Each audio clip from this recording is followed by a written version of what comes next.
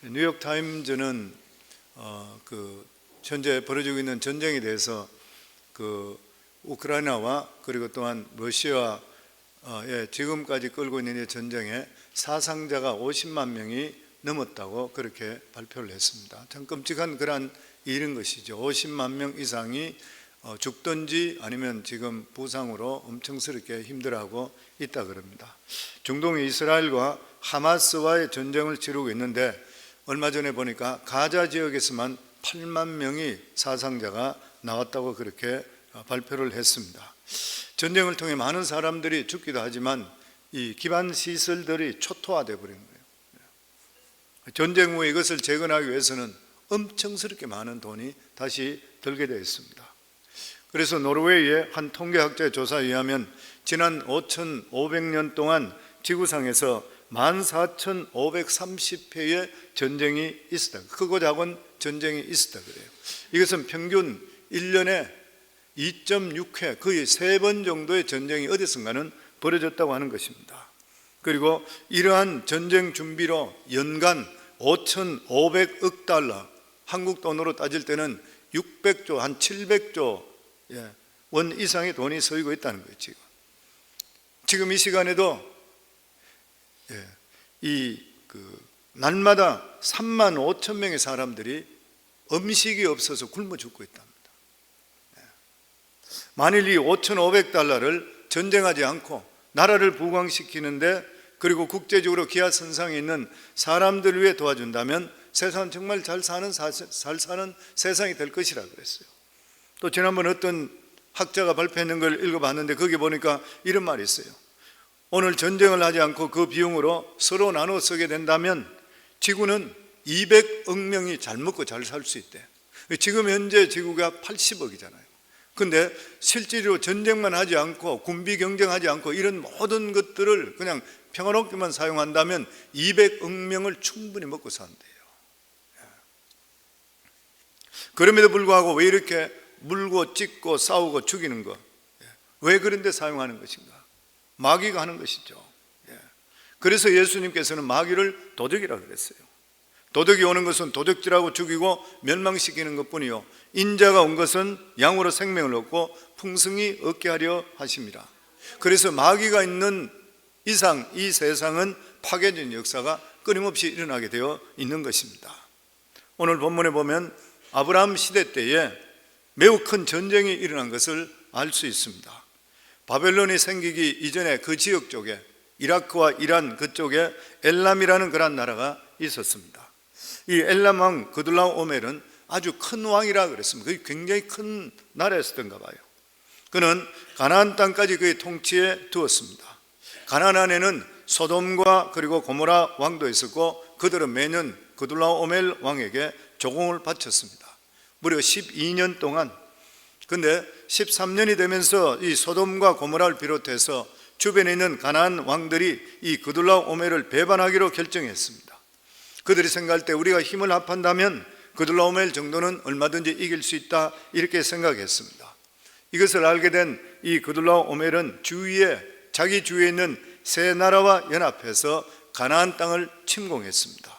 이렇게 해서 이라크와 이란 지역의 네 왕과 그리고 팔레스타인 지역에 있는 5나라 사이에 전쟁이 벌어졌습니다. 그래서 역사학자들은 이야기할 때 이 본문에 나타나는 전쟁을 고대 중동 전쟁이라 그렇게 부릅니다. 원래 소돔과 고모라 왕은 이 전쟁을 미리 대비를 했습니다. 자기들이 조공을 바치지 않으면서 전쟁이 곧 있을 것이라 대비했습니다.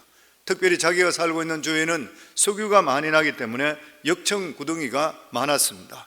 그래서 그들은 역청구덩이를 이용해서 그둘라오멜과 그 연합군들이 쳐들어올 때에 함정에 빠지게 된다고 생각을 하고 준비를 해두었습니다. 그런데 이 그둘라오멜과 군인들이 역청이 있는 위에서부터 북쪽에서 남쪽으로 오지 않고 이 동쪽편으로 와서 길이 아주 좋은 동쪽편으로 와서 에돔부터 먼저 치고 밑에서부터 위로 올라오기 시작했습니다. 그러니까 실제적으로 이 소돔과 고모라는 자기들이 뒤쪽에 앞쪽에 역청 구덩이를 팠는데 뒤에서 와서 치게 되니까 자기들이 도망가다가 거기 빠지게 되어버렸다. 많은 군사들이 역청 구덩이에 빠지고 나머지는 산으로 도망쳐 버리고 말았습니다. 그런데 우리가 여기서 주의해야 될 것은 성경은 역사책이 아니라고 하는 것입니다. 성경은 역사적인 기록을 남기기 위해서가 아니라 무엇인가 이것을 통해 우리에게 교훈을 주시기 위해서 이 사건을 기록했는 것입니다. 그래서 성경은 아무리 큰 전쟁이라 하더라도 신앙적으로 의미가 없다면 기록하지를 않습니다. 그렇다면 고대 중동 전쟁을 기록한 그러한 이유가 무엇일까요? 바로 첫 번째가 롯의 선택이 얼마나 잘못된다는 것을 보여주기 위해서인 것입니다. 이 세상에는 두 가지 지혜가 있습니다. 하나는 사람의 지혜고 하나는 하나님의 지혜인 것입니다. 사람의 지혜는 확률적인 지혜고 경험적인 지혜입니다. 그래서 이것은 어떤 어려움이 없는 경우에서 정상적인 상태에서 세상이 돌아갈 때는 이 지혜가 통하는 것이요. 그러나 인간의 상상을 벗어나는 위기가 왔을 때는 이 확률이든지 경험은 아무 소용이 없는 것이에요. 보면 위기 때는 무엇이 하나님의 뜻이냐에 따라서 결정되게 되어 있는 것입니다. 롯이 왜 망해버린 것이요? 하나님의 지혜를 버리고 눈에 보이는 사람의 지혜를 따라갔기 때문인 것입니다. 하나님의 지혜가 무엇인 것입니까? 성경에 나오는 하나님의 뜻이 하나님의 지혜인 것입니다. 그래서 무엇이든지 우리들은 살아가는 삶 속에 신앙적으로 결정해야지 나중에 문제가 생기지를 않게 되는 것이요. 롯은 목초지를 결정할 때에 그는 신앙적인 기준으로 결정하지 않았습니다. 물이 얼마나 풍부하고 풀이 얼마나 넉넉한가 눈에 보이는 대로 선택했습니다. 전혀 신앙이 없는 사람이 이런 결정을 내렸다면 이해가 되는 그런 일인 것이죠. 그러나 적어도 롯은 하나님을 아는 사람이고 믿는 사람이었습니다. 그런데 롯의 계획 안에는 하나님이 전혀 없었던 것이에요. 이게 오늘날 우리 믿는 자들에게도 문제인 것이죠. 교회도 나오고 예배도 드려요. 그런데 어떤 결정을 할 때는 자기 마음대로 결정해 버리는 것이에요.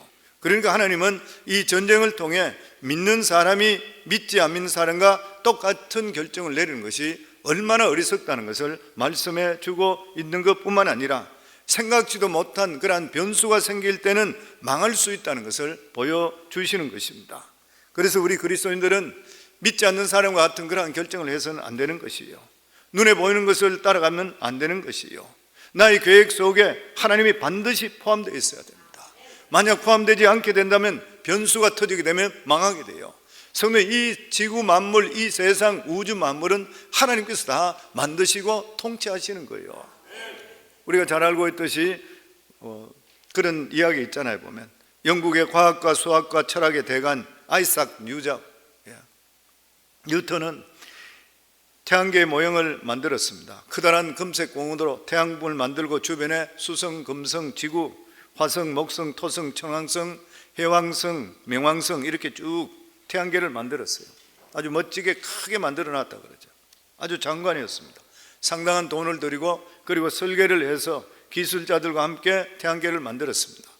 그런데 아이작 뉴턴 친구가 하루는 그 사무실을 방문하게 되었는데 이 친구는 열렬한 무신론자였던 거죠. 그 친구가 아이작 뉴턴을 보면서 야, 굉장하구나, 대단하구나, 태양을 중심으로 이렇게 수성, 금성, 지구부터 해서冥왕성까지 야, 멋지게 진열되어 있구나. 야, 이거 돈 얼마 들었어? 누가 만들었어? 그러니까 아이작 뉴턴이 그래 이야기해요. 아무도 안 만들었는데 무슨 소리 하는 것이야? 만들지 않고는 어떻게 이게 있을 수 있어? 아니야, 아침에 오니까 이 굵은 공들이 서로 모여서 의논하더니만 자기들이 갑자기 와장창 꽝 그들이 이렇게 만들어졌어. 빅뱅론이잖아요. 꽝 이렇게 만들어졌다는 거예요. 그러니까 친구가 있다. 아니, 누가 놀리는 것이야. 어떻게 이게 말이 될 수 있어? 어떻게 사람이 만들지 않고 이거 어떻게 꽝그릇 만들 수 있어? 그러니까 아이작 뉴턴이 정신을 바짝 차리고 이렇게 이야기했다 그래요. 이 사람아, 이것은 하나의 지구의 모형일 뿐일세. 그런데 이렇게 지구의 모형을 만드는데도 내가 굉장히 설계를 하고 돈을 들여서 만들었네. 그런데 하물며 이 지구가 자네가 이야기하듯이 뻥하고 갑자기 만들어질 수 있겠는가? 이 어리석은 사람아, 정신 똑바로 차리게. 그랬더니만 그 사람 친구 이야기가, 하기야, 이런 것도 설계하고 만들지 않고는 될 수 없는데 이 우주의 지적 설계자가 배우에 없다면 오늘 지구가 없겠지. 그때부터 이 사람이 예수를 믿기를 시작했다고 하는 것이에요.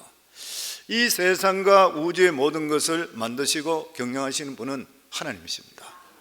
사람이 우주를 경영하지 않습니다. 그래서 히브리서 1장 3절에 보면 이는 하나님의 영광의 강체시요 그 본체의 형상이라 그의 능력의 말씀으로 만물을 붙드시니.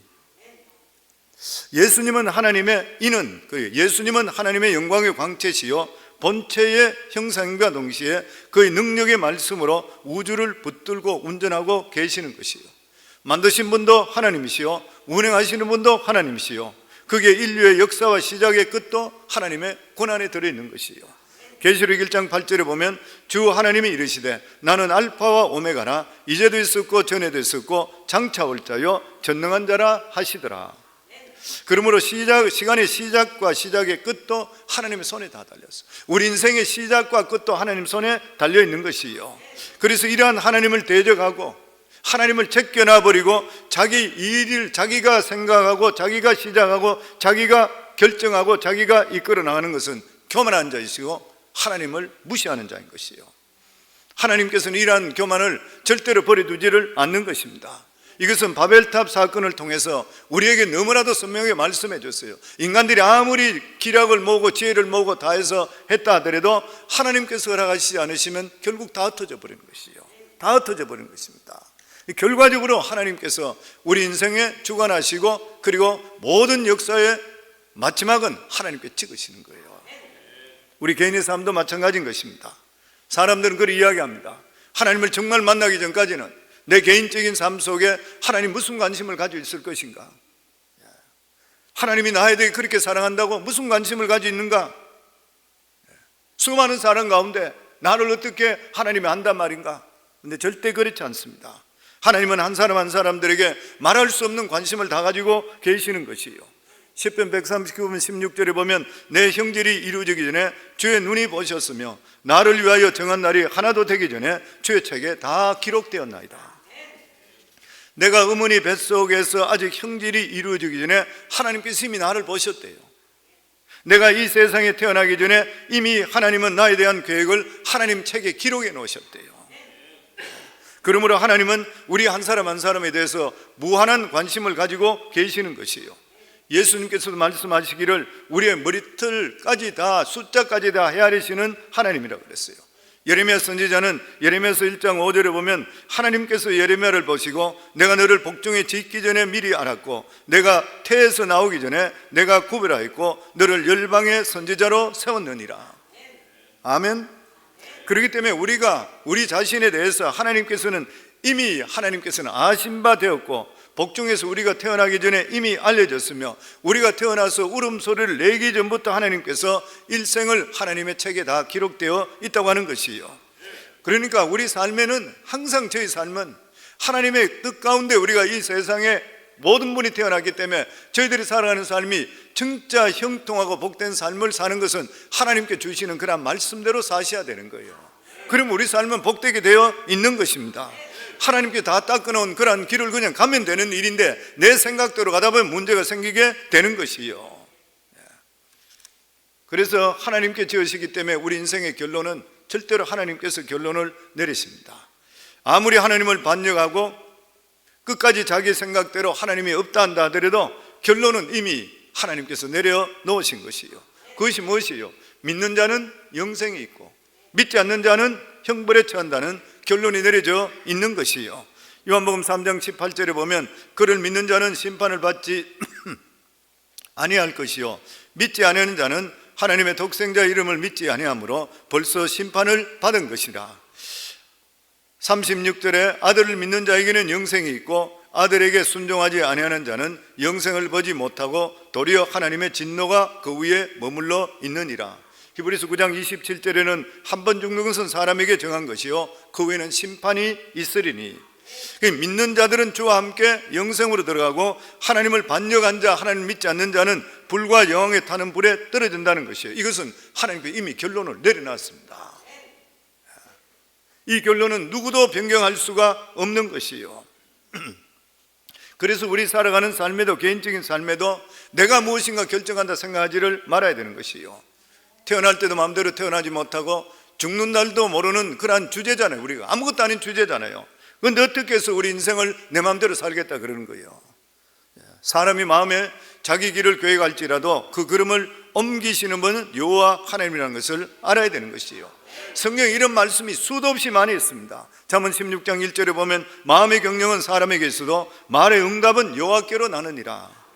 야고보서 3장 14장 33, 14절에 들으라 너희 중에 말하기를 오늘이나 내일이나 우리가 아무 도시에 가서 거기서 1년을 유하며 장사하여 일을 벌이라는 자들아 내일 일을 너희가 알지 못하는도다. 너희 생명이 무엇이뇨 너희는 잠깐 보이다가 없어지는 안개니라. 열심히 한다고 돼요? 내가 계획을 세워놨다 그대로 이루어져요? 잠언 19장 21절에 보면 사람의 마음에는 많은 계획이 있어도 오직 여호와의 뜻이 온전히 서리라. 아무리 계획을 많이 해도 하나님의 뜻이 그대로 이루어지지 인간의 계획대로 되지를 않는 것이요. 시편 127편 1, 2절에 보면 여호와께서 집을 세우지 아니하시면 세우는 자의 수고가 헛되며 여호와께서 성을 지키지 아니하시면 파수꾼의 경성함이 허사로다. 너희가 일찍이 일어나고 늦게 누우며 수고의 떡이 헛되도다. 시편 37절에도 말씀하기를 내 길을 여호와께 맡기라. 그리하면 저가 너를 인도하시고 이루어 주시리라. 우리가 이 세상에 살아가면서 하나님 없이 인간의 수단과 방법으로 발부둥 치질 말라는 것이요. 우리가 믿음이 무엇인 것입니까? 믿는다는 것은 맡길 때가 있다는 것이잖아요. 그러니까 믿음이라는 것은 하나님께 많이 맡기는 사람이 그 사람이 믿음 있는 사람이라. 내 삶 속에 어렵고 힘든 일이 생긴다든지 뜻밖의 일이 생길 때도 우리가 방황하고 당황하지 않는 그런 이유가 뭐예요? 믿을 때가 있고 맡길 때가 있는 것이에요. 그래서 믿음 좋은 사람은 어떤 환경이 내 생각과 틀리더라도 내 마음속에 평강이 있고 감사가 있고 즐거움이 있는 그런 이유가 내 인생 내어 사는 것이 아니라 하나님께 살아준다는 걸 믿기 때문인 것이에요. 롯은 자신의 의지와 상관없이 전쟁이 벌어졌을 때 덤으로 잡혀가 버리고 말았습니다. 11절과 12절입니다. 같이 읽겠습니다. 내 왕이 소돔과 고모라의 모든 재물과 양식을 빼앗아가고 소돔에 거주하는 아브라함의 조카 롯도 사로잡고 그 재물까지 노력하여 갔더라. 소돔과 고모라 왕이 전쟁에 지게 되니까 소돔에 살고 있는 롯도 덤으로 잡혀가 버렸습니다. 그래서 무슨 말인 것이에요? 사람은 살 때 복의 장소에 있어야 돼요. 복의 장소입니다. 우리 믿는 자의 가장 복의 장소가 어디예요? 예배 장소잖아요. 아멘. 예배를 소중하게 여기셔야 돼요. 예배를 빠지지 말아야 돼요.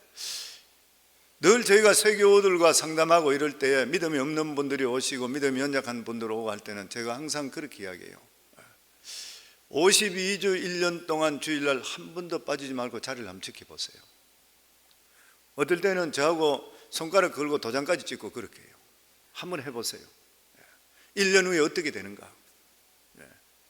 1년 후에 당신의 삶이 어떻게 되고 당신 가정이 어떻게 되는지 하나님 살아 계시기 때문에 반드시 생각하지 못하는 놀라운 일이 벌어집니다. I guarantee. 손가락 걸고 같이 도장 찍어요. 왜 그래요? 예배가 그만큼 중요해요. 어느 날부터 예배에 빠지기 시작한다 하면 영적으로 그 사람은 병들기 시작하는, 자기도 모르는 사이야. 너무나 놀라운 일이죠. 옛날에 그런 설교를 제가 들어본 적이 있어요. 보니까 명성교회 목사님 설교하는 거 들었는데 예전에 그 한국의 서해 폐류가 전복했는데 300명이 죽었다 그래요. 대부분의 부유한 사람들이 바다 낚시 나가다가 그랬대요. 근데 거기에 가야 될 사람이 가지 않아 살은 사람이 있는데 자기 교인이라고 이야기를 하시는 이야기를 들었어요. 근데 이 남편이 믿음이 별로 그렇게 신실한 사람은 아니었던가 봐.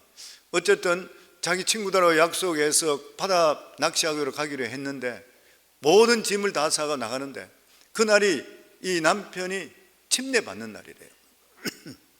근데 이 침례는 이분은 낚시를 너무 좋아하기 때문에 그거 상관없이 모처럼 가는 친구가 간다고 했던 거예요. 부인이 결사적으로 붙들고 늘어져. 당신 오늘 침례 받아야 돼요. 다음번에 받겠다. 부인이 혁대를 잡고 결사적으로 붙들었대요. 그래서 남편이 이 모든 그 낚시 채야 이런 거 다 준비해 나가다가 이 부인 때문에 어떻게 할 수 없어서 친구들한테 연락하고 미안하다 자기 빠지겠다 그러고 왔는데 그 같은 친구 다 죽어버렸대요. 그러면서 그 목사님 설교에 들어보니까 예배 장소가 얼마나 중요한지 모른다는 거예요. 예배는 우리는 살리는 능력이 있습니다. 예배를 떠나 살면 겉으로 살았다 할지 모르지만은 죽은 자인 것이요, 능력이 안 나타나게 돼요. 예배에 자주 빠지는 사람 치고 능력 나타난 사람이 있습니까? 없는 거예요. 왜냐하면 믿으면 들으면서 나고, 들으면 그리스도의 말씀으로 말미암는다 그랬으니까, 말씀을 듣고 하나님께 나와 예배 드린 자와 그냥 적당히 혼자 사는, 이건 될 수가 없는 그런 일인 것이요. 20년 30년 예수 믿은 사람도 한 달 정도만 그냥 예배에 계속적으로 빠져보세요. 나중에 보면 내가 구원받은 것인지 아닌지 왔다 갔다 하게 되어 있는 것이요, 그만큼 중요한 그런 일인 것이요. 예배 드리면 우리 영혼이 살게 되어 있는 줄 믿습니다. 저는 목회하면서도 그렇고 예전에부터 하나님께 은혜 받고 나서부터 느꼈던 게 뭐냐면, 인생의 성공의 비결이 진짜 뭐냐? 새벽 깨우는 거라 생각해요. 새벽을 깨우는 것이요. 농부가 이런 말을 합니다. 일출을 보려거든 어두울 때 일어나라. 좋은 때를 보려면 일찍부터 깨 있으라. 몇 년 전에 팬데믹 기간에 제가 그 테네시에 있는 내시빌에 한인총회 가서 제가 주강사로 초청받아 갔잖아요. 근데 팬데믹 기간인데도 참 많은 목회자들이 그때 모였었습니다. 근데 제가 첫날 첫 새벽에 제가 설교를 하게 돼 있고, 그리고 마지막 저녁에 제가 주제 설교를 하도록 되어 있었어요. 근데 첫날 제가 새벽 설교 딱 끝나고 나니까 목사님들 한 600명, 모였던 분이 600명 정도 되는데, 새벽 기도는 그만큼 덜 모였지만 많은 분들이 모였는데, 그때 대관절 저분이 누구냐, 저기가 누구냐 묻기 시작하는 거예요. 뭐 그랬다 그래. 저는 몰라요. 누가 이야기했냐, 우리 교회 부사역자로 있던 김만진 목사님, 자기가 루이지애나에 거기 지금 목회하고 있으며 왔던 거예요. 아주 저한테 인사하러 아이들까지 데려와서 인사하고 뭐 그렇게 하는데, 여기가 우리 교회에 있었으니까 자기가 홍보관이 돼가서 온 교회를 다 이야기해 주는 거예요. 목사님들한테 전부. 뭐 보니까 주위에 막 사람들이 서가 있어. 나중에 뭐 이야기 그래요. 그분들이 이야기. 그러면서 자기가 나한테, 목사님, 많은 목사님들이 성광교회가 어느 있는 데냐, 뭐 듣기는 성경하는 교회를 들었는데 저 목사님이냐, 그 교회가 어떻게 그래 됐냐, 막 이런 이야기 한대요. 근데 자기가 어떻게 해서 이 교회에 있습니까? 이렇게 물을 때 자기가 한마디로 여기가 성광교회는 새벽 기도입니다 그랬대요. 우리 교회 부사학교로 몇 년 있었잖아요. 자기가 볼 때 새벽 기도라는 거예요. 새벽 기도가 부흥이라는 것이에요. 저는 정말 목회 시작하고 몸이 아파 부득한 그런 경우가 아니고는 월요일도 쉰 적이 거의 없었습니다. 월요일도 나와서 새벽에 부사역자는 설교했지만 제가 앞에서 나와 있었잖아요. 근데 월요일날 부사역자들, 부교육자들이 설교하니까 성도들이 반시길에 확 빠져버려. 월요일날에 제가 설교할 때는 가장 많았었는데, 저희 아내가 저보고 그런 이야기해요.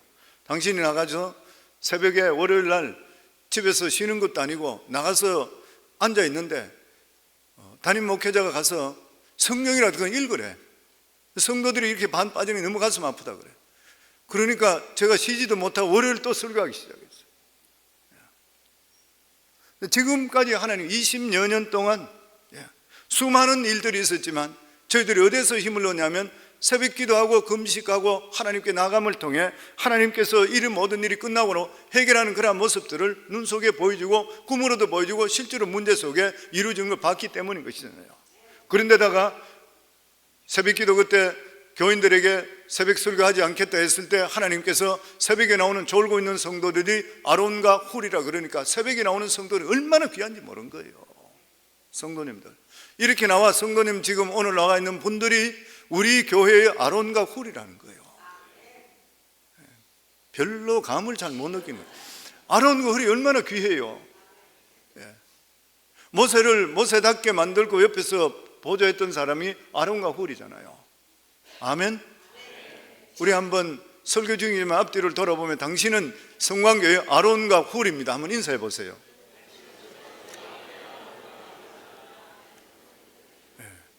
아멘. 아론과 훌의 복을 받을 줄을 믿습니다. 새벽을 깨우는 분들, 우리 스스로는 한 치 앞도 바라볼 수 없어요.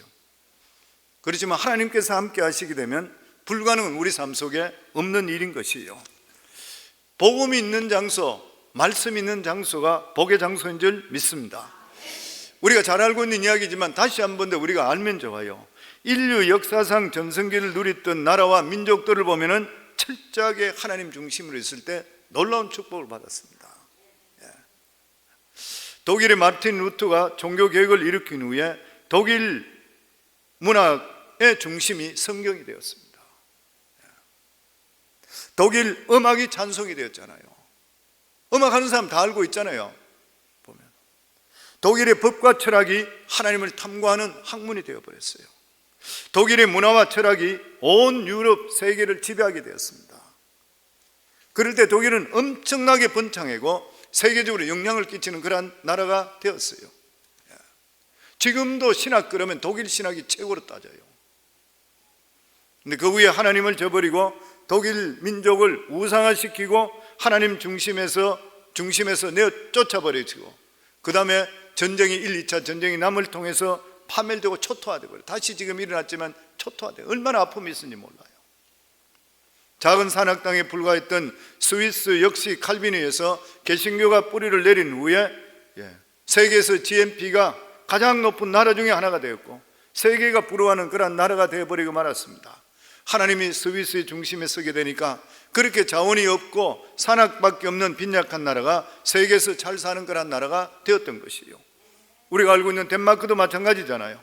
덴마크는 오스트리아와 투르시아와의 전쟁에 참패하고 기름진 땅 홀스타인, 수르프트와 다 빼앗겨버리고 눈보라치는 북부인 뉴틀랜드 반도밖에 남지 않는 비참한 지경에 처해져 있던 거예요. 국민들은 좌절하고 낙심하고, 그리고 제대한 군인들은 할 직장이 없어서 술주정뱅이가 되고, 아가씨들은 몸을 팔아야 살게 되는 처참한 지경에 처해졌던 것이에요. 이럴 때 구른투르이 목사님이 분열이 일어나서 나라를 사랑하자, 그리고 하나님을 사랑하자, 자연을 사랑하자, 세 가지 사랑하자. 하나님 사랑, 나라 사랑, 자연 사랑. 그리고 참여운동을 일으키고 곳곳에 학교를 세울 때에 성경 중심적인 학교를 세우기 시작했습니다. 이렇게 나라가 하나님 중심적으로 되었을 때 100년 내에 덴마크는 세계적인 우수한 농업국가가 되었던 것이에요. 누가 만들어줘? 하나님이 역사하시는 거예요. 영국의 최고 전성기는 언제라 그래요? 빅토리아 여왕 때라 그러잖아요. 빅토리아 여왕. 이 빅토리아 여왕은 성경책을 항상 옆에 두고 살았다 그래요. 여왕인데도 불구하고 항상 성경을 읽고 하나님을 찬미하는 삶을 살았대요. 그때가 해가 지지 않는 가장 강성한 나라가 되었다는 거예요. 미국도 마찬가지죠. 하나님을 섬기기 위해 선대로 온 가장 먼저 했는 게 뭐예요? 교회를 먼저 세웠습니다. 하나님 중심적으로 나라를 세웠던 것이요. 돈도 하나님 먼저 나와 있어요. 보면 전 세계 선교사를 제일 많이 파송했어요. 그 결과 300년도 되지 않은 이 나라가 전 세계에서 가장 강력한 나라로 성장했던 것이요. 복음이 중심이 되면 그 나라와 대륙이 복을 받게 되어 있는 것이고, 머리가 되고 꼬리가 되지 않게 되어 있는 것이고, 위에 있고 아래에 있지 않는 이러한 놀라운 축복, 남들에게 구워줄 줄 구이는 자가 되지 않는 복이 임하게 되어 있는 것이요. 하나님 말씀에 이러한 능력이 있다고 하는 것이요. 우리 개인도 잘 살고 복된 삶을 살기 위해서는 예수 중심, 하나님 중심적으로 살아가셔야 돼요. 신명기 28장 12절에 14절입니다. 우리 같이 읽겠습니다.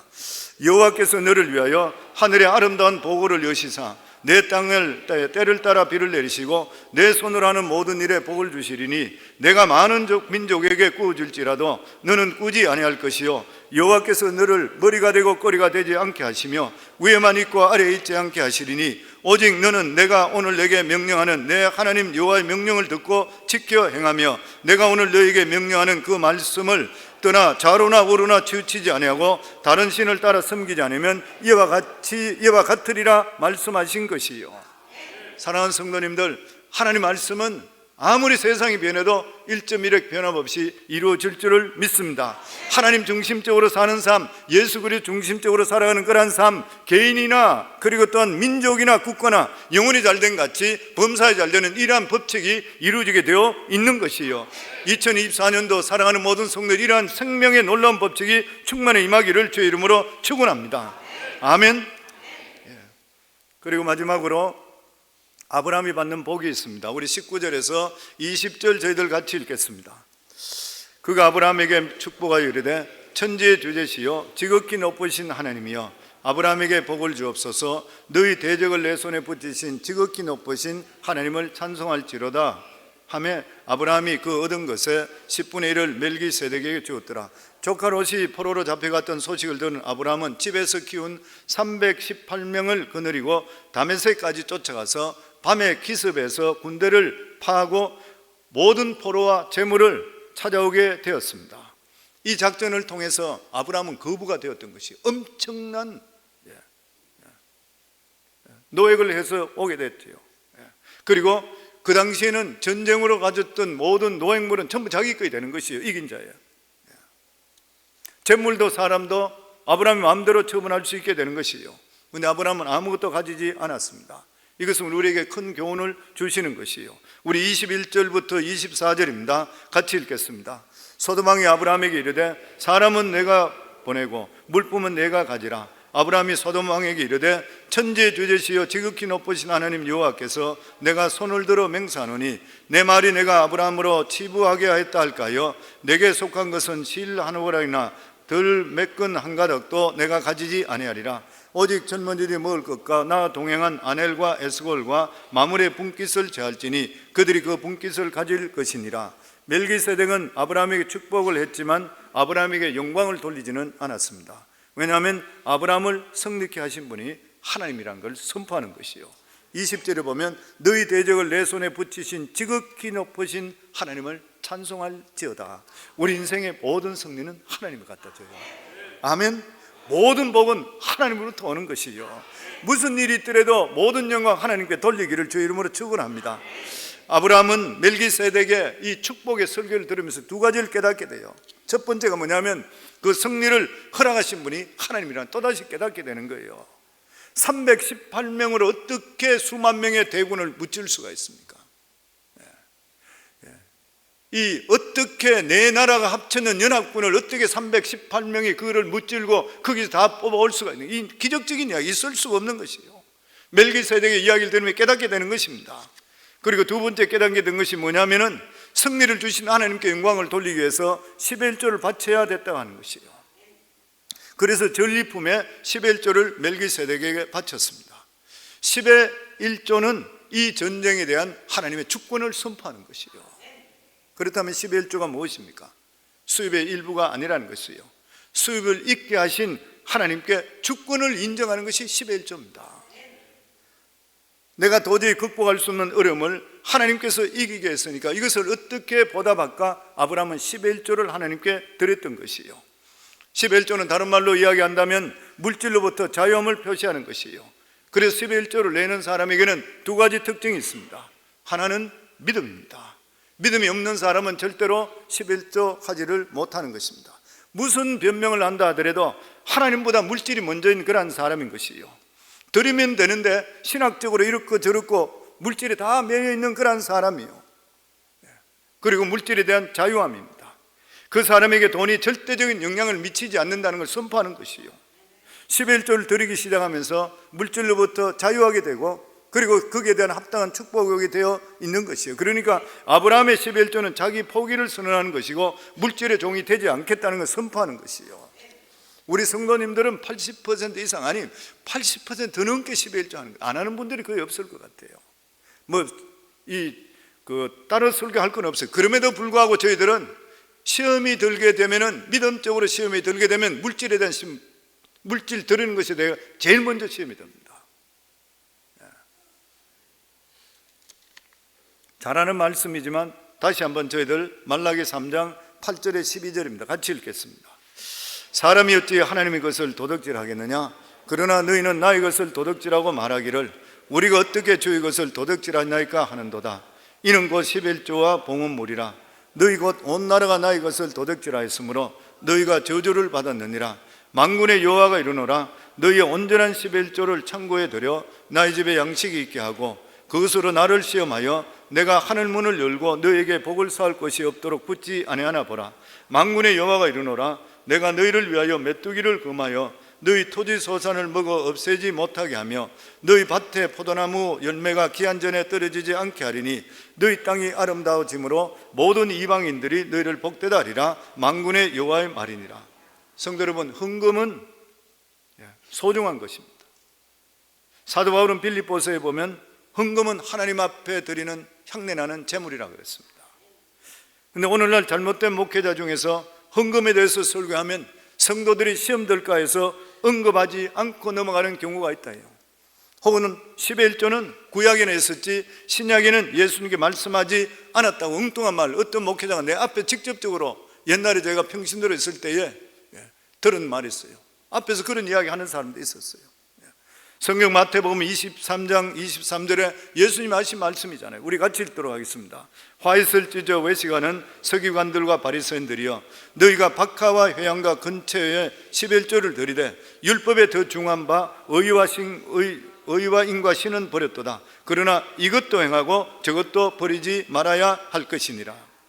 하나님께 물질을 바치는 것은 거래가 아니라 하나님이 나의 삶에 간섭하신다에 대해서 고백하는 아름다운 고백인 것입니다. 아멘. 그래서 10의 1조는 내 것이 아니기 때문에 내가 마음대로 사용을 절대로 못하는 거예요. 늘 성도님께 리마인드를 시켜드리는 것이에요. 예전에 제가 목회하면서 자꾸 겪기 때문에 그래요.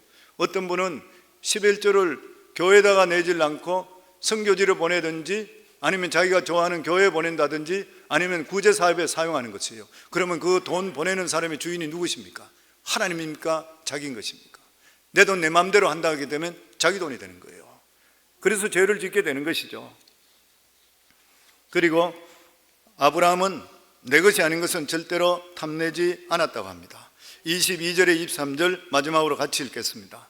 아브라함이 소돔 왕에게 이르되 천지의 주제시요 지극히 높으신 하나님 여호와께 내가 손을 들어 맹세하노니 내 말이 내가 아브라함으로 치부하게 하였다 할까 하여 내게 속한 것은 실 오락이나 들매끈 하나도 내가 가지지 아니할 것이라. 아브라함은 소돔 왕의 호의에 단호하게 거절합니다. 당신이 나를 부자로 만드는 것이 아니기 때문에, 당신이 내 인생 절대로 책임질 수 없기 때문에 나를 축복하시는 분은 여호와 하나님이십니다. 이렇게 고백하는 것이에요. 성도님들, 불로소득이나 내 것이 아닌 거 절대 탐하지 마세요. 일확천금 노리지 마세요. 성경에는 손끝으로 버는 돈이 그것이 쌓인다 그랬어요. 믿음의 사람은 설 자리와 서리지 않아야 될 자리를 아는 사람인 것입니다. 설 돈과 서지 않아야 될 돈 아는 사람인 것이에요. 믿음의 사람은 아무리 많은 돈을 준다 하더라도 하나님과 관계가 없다면, 옳은 일이 아니면 거절할 수가 있어야 되는 것이에요. 예수님이 제일 먼저 받으신 시험이 뭐냐면 물질에 대한 시험이었습니다. 물질에 대한 시험은 얼마나 강렬하고 직접인지 모르는 것이에요. 마귀는 우리의 연약함을 알고 끊임없이 우리를 공격하는 것이에요. 배고픈데 떡이 필요하지 무슨 체면이냐. 근데 예수님께 하신 말씀은 사람이 떡으로만 살 것이 아니야, 여호와 하나님 입에서 나오는 말씀으로 살 것이니라. 이렇게 거절했던 것이에요. 유혹을 물리치지 않고는 믿음이 시작될 수가 없는 것입니다.